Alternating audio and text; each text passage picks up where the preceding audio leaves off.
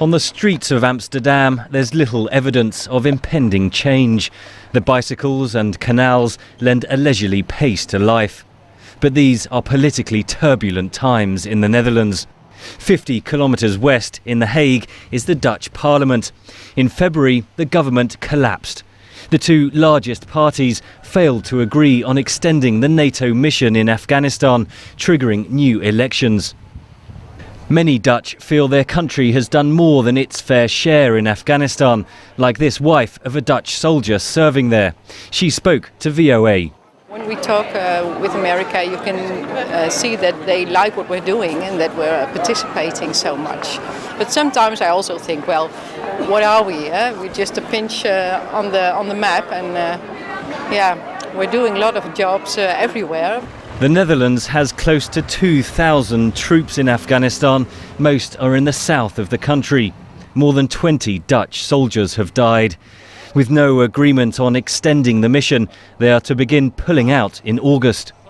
Dr. Marcel de Haas is a lieutenant colonel in the Dutch army, currently seconded to the Klingendahl Institute for International Relations. He spoke to VOA at the training area for Dutch troops heading out to Afghanistan and said money will dictate future Dutch participation in military operations. Already at the current budget, we can't pay for all these operations. The Afghan war may have brought down the current Dutch government, but analysts like Ron Meerhoff at the De Volkskrant newspaper say now it's taking a back seat in the political campaign. No, it's all national issues that are at stake, and the economic crisis and the Afghan situation is hardly mentioned nowadays. Although the economy may decide how most people vote, the Afghan mission continues to divide Dutch opinion. It has been unpopular from the outset. Most people want the interference from the Dutch to stop as soon as possible. I think we should stay there because I think the people over there are doing a very good job. So I think they should finish this job. Getting the economy back on track may be the immediate task facing the next Dutch government.